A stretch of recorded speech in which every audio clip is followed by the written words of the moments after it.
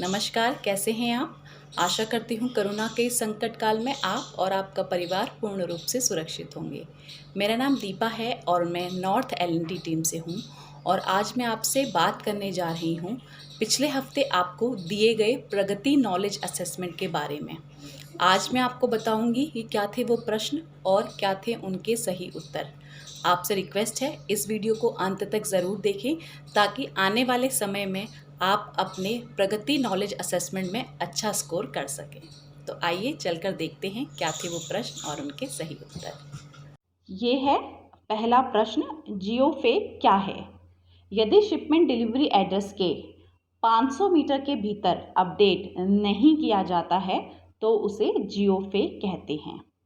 दूसरा प्रश्न है, यदि हब ने आपको डिलीवरी बैग नहीं दिए हैं तो क्या आप सफ़ेद बैग में शिपमेंट डिलीवर कर सकते हैं? तो इसका उत्तर है नहीं, यह स्वीकार्य नहीं है। यानी कि आप सफ़ेद बैग में शिपमेंट डिलीवर नहीं कर सकते हैं और इसकी सूचना आपको अपने एचआई को देनी होगी। फाइन सॉर्टिंग किसे कहते हैं? विश मास्टर अपने रूट के अनुसार शिपमेंट को सॉर्ट करते हैं, उसे फाइन सॉर्टिंग कहते हैं। चौथा प्रश्न है, अगर ग्राहक आपसे 10 रुपये का बैलेंस रखने के लिए कहता है तो आप क्या करेंगे? इसका सही जवाब है, आप विनम्रता से ग्राहक को मना करेंगे कि आप ये बैलेंस नहीं रख सकते हैं।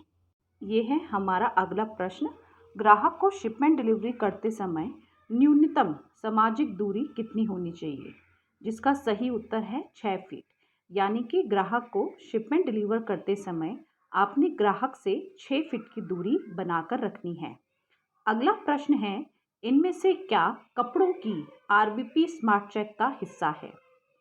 जिसका सही उत्तर है इमेज, संख्या, प्राइस टैग, डैमेज, स्टेन और ब्रांड।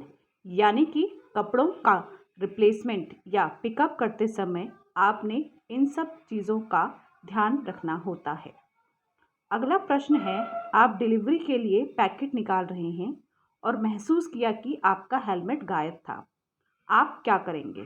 इसका सही जवाब है, आप अपने हेलमेट को अच्छी तरह से ढूंढेंगे और मिलने पर ही हब से निकलेंगे। यानी कि बिना हेलमेट आप डिलीवरी करना नहीं जा सकते हैं। अगला प्रश्न है, क्या ग्राहक की अनुमति के बिना तीसरे पक्ष को यानी कि थर्ड पार्टी डिलीवरी करने से खराब फीडबैक आएगा? तो इसका सही जवाब है हाँ। यदि कस्टमर की अनुमति के बिना आप किसी और को डिलीवरी करते हैं तो इससे आपको बैड फीडबैक मिलेगा। अगला प्रश्न है, अगर एड्रेस अधूरा है और नेविगेशन सिंबल बायोड ऐप में एक्टिव है तो इसका क्या अर्थ है? इसका सही जवाब है, यह पहले की गई डिलीवरी और डिलीवरी पॉइंट को दर्शाता है और आप इस तरह की शिपमेंट को इनकम्प्लीट एड्रेस मार्क नहीं कर सकते हैं। यानी कि अगर एड्रेस इनकम्प्लीट है लेकिन नेविगेशन का सिंबल एक्टिव है तो आप नेविगेशन के सिंबल के अनुसार डिलीवरी करेंगे और उस शिपमेंट को आप इनकम्प्लीट मार्क नहीं करेंगे। अगला प्रश्न है, यदि ग्राहक आरबीपी के दौरान रिजेक्शन के कारण से सहमत नहीं है तो उसके बाद आप समाधान के लिए आरबीपी हेल्पलाइन पर कॉल करते हैं और कॉल कनेक्ट नहीं होता है तो आप क्या करेंगे? इसका सही जवाब है, आप उस समय उस पिकअप को रिजेक्ट करेंगे और कस्टमर से अनुरोध करेंगे कि कस्टमर दोबारा सही रीज़न के साथ अपना पिकअप जनरेट करवाए और पिकअप के लिए अनुरोध करें। अगला प्रश्न है, फ़ोन की स्क्रीन पर क्रैक है लेकिन आप बायोड में बॉडी डैमेज का चयन करते हैं और पिकअप को रिजेक्ट करते हैं तो क्या ये सही है? इसका उत्तर है हाँ, लेकिन आपके द्वारा रिजेक्शन का रीज़न सिलेक्ट जो किया है आपने वो गलत है। ये है अगला प्रश्न, क्या प्रेक्सो स्मार्ट चेक के दौरान वाईफाई और ब्लूटूथ कनेक्टिविटी की जांच आवश्यक है? तो इसका सही उत्तर है नहीं। यानी कि प्रेक्सो की जांच के समय वाईफाई और ब्लूटूथ कनेक्टिविटी की जांच नहीं की जाती है। अगला प्रश्न है, यदि एड्रेस सर्विसेबल एरिया से बाहर है और पिन कोड सर्विसेबल एरिया में है तो आप क्या करेंगे? यानी कि एड्रेस आपके एरिया से बाहर है लेकिन पिन कोड आपके सर्विसेबल एरिया का है तो इसका सही उत्तर है, इस केस में डिलीवरी अटेम्प्ट नहीं करेंगे और शिपमेंट का मिसरूट बनाकर वापस हब में ले आएंगे। अगला प्रश्न है, ग्राहक किन माध्यम से डिजिटल पेमेंट कर सकता है?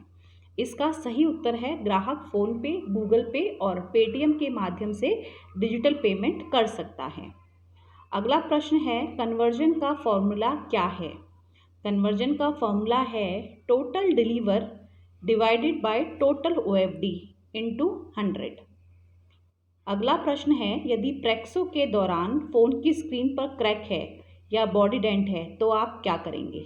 इसका सही उत्तर है स्क्रीन क्रैक या बॉडी डेंट में उसको फेल करेंगे और कस्टमर को डिटैच का ऑप्शन प्रोवाइड करेंगे। जैसा कि आपने देखा, ये थे वो प्रश्न और उनके सही उत्तर। आशा करती हूँ अब आपको इन प्रश्नों के सारे उत्तर मालूम होंगे। अधिक जानकारी के लिए आप अपने सीईसी, अपने टीएल और अपने एचआई से संपर्क कर सकते हैं। आने वाले समय में प्रगति असेसमेंट में आप अच्छा स्कोर करें, यही आशा करती हूँ। धन्यवाद।